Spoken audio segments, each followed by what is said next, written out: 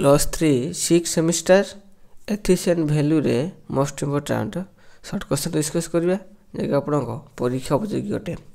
Video आदु skip न करी शेष पर्यंत देखंतु। आपण विषयटी होची परिवेशीय और वैश्विक नैतिकता। ए चैप्टर आज आम बछा बछा शॉर्ट क्वेश्चन डिस्कस करिया। एबे आसंतु क्वेश्चन डिस्कस करिया। प्रथम क्वेश्चन कोन आछी ना स्टॉकहोम समिति केबे होइतिला? एटा होची 1972 मसिया होइतिला स्टॉकहोम समिति। नेक्स्ट क्वेश्चन सीएफसी रो व्यावसायिक नाम कौन? एटा होची ऑक्सीजन।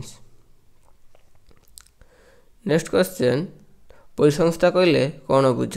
परिसंस्था कहले कौन बुझ ना गोटे जीवर परिवेश हेले तार पारिपार्श्विक थिबा प्राकृतिक अवस्था होची परिसंस्था। गोटे जीवर तार परिवेश हेले एवं तार जो पारिपार्श्विक थिबा प्राकृतिक अवस्था होची परिसंस्था। नेक्स्ट क्वेश्चन यूएनआईएसडीआर रो पूरा नाम कौन? एटा होची United nation international strategy for disaster reduction. एटा होची यूएनआईएसडीआर फुल फॉर्म। नेक्स्ट क्वेश्चन केउ स्थान रे बारंबार भूमिकंप अनुभूत हुए? एटा होची प्लेट सीमा ठारे। जो ठारे प्लेट सीमा अछि से सब स्थान रे अधिक समय भूमिकंप अनुभूति हुए। नेक्स्ट क्वेश्चन जीवा महाबात्या केबे होइतिला? महाबात्या होची 1999 मसिया अक्टोबर मास 29 तारिख रे महाबात्याटी होइतिला। नेक्स्ट क्वेश्चन परिवेश सुरक्षा आईन केबे प्रणयन होई करा गला? 1986 मसिया रे। नेक्स्ट क्वेश्चन प्राकृतिक विपर्यय रो एक उदाहरण दियो। एटा होची भूमिकंप गोटे प्राकृतिक विपर्यय। नेक्स्ट क्वेश्चन नॉइज जेटा को शब्द में कहूचे शब्दटी क्यों शब्द रु उद्धृत होईची? एटा होची लैटिन शब्द न्यूज रो आसीची न्यूसेस रु आसीची। नेक्स्ट क्वेश्चन कोन आसीची ना थर्मोस्फीयर अन्य नाम कौन? एटा होची आयोनस्फीयर।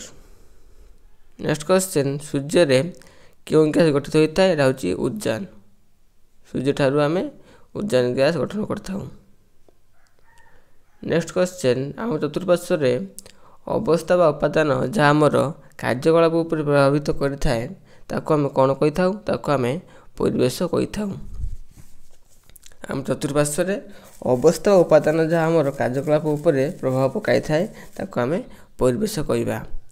नेक्स्ट क्वेश्चन आम चतुर्पार्श्व रे थिबा प्राकृतिक अवस्था यथा वायु, जल, आलोक, माटी, जंगल, उद्भिद, वृक्षलता एवं पशुपक्षी इत्यादि जहाँ मनुष्यकृत नुहे ता क्यों प्रकार परिवेश अंशविशेष? एटा होची प्राकृतिक परिवेश रो अंशविशेष। नेक्स्ट क्वेश्चन क्यों प्रणाली रे क्यों प्राणी विज्ञानी 1868 मसिया रे परिवेश शब्दटी नामकरण करथिले ना एच रोएटर। 1868 मसिया रे से परिवेश शब्दटी नामकरण करथिले। नेक्स्ट क्वेश्चन ग्रीक भाषा इकोलॉजी शब्दटी क्यों दुई शब्दर संपर्क सृष्टि होईची ना ओइकोस और लोगोस रु। नेक्स्ट क्वेश्चन ओइकोस और लोगोस को ए दुईटी ग्रीक शब्द अर्थ उल्लेख कर। एटा होची जीवर बासस्थली और आलोचना। नेक्स्ट क्वेश्चन कौन सी जीवर एकक किंबा नेस्टिस परिवेश प्रभाव नियंत्रण तथा कार्यवाही पद्धति को कौन कहा जाए ना व्यक्ति परिवेष्टिनी। नेक्स्ट क्वेश्चन प्रत्येक परिसंस्था रे साधारणतः केते प्रकार कारक देखा जाए और कौन कौन? एटा होची दुई प्रकार कारक देखा जाए। गोटे होची जैविक कारक और होची अजैविक कारक। नेक्स्ट क्वेश्चन गोटे अंचल रे जीवगोष्ठी और सेमानकर अद्वैत परिवेश को कौन कहा जाए? ताको आमे परिसंस्था कहि थाऊ। नेक्स्ट क्वेश्चन परिसंस्थार अन्य मानक ऊपर खाद्य पाई जो मान निर्भर करती से कौन कहा जाए? से परभोजी कहा जाए।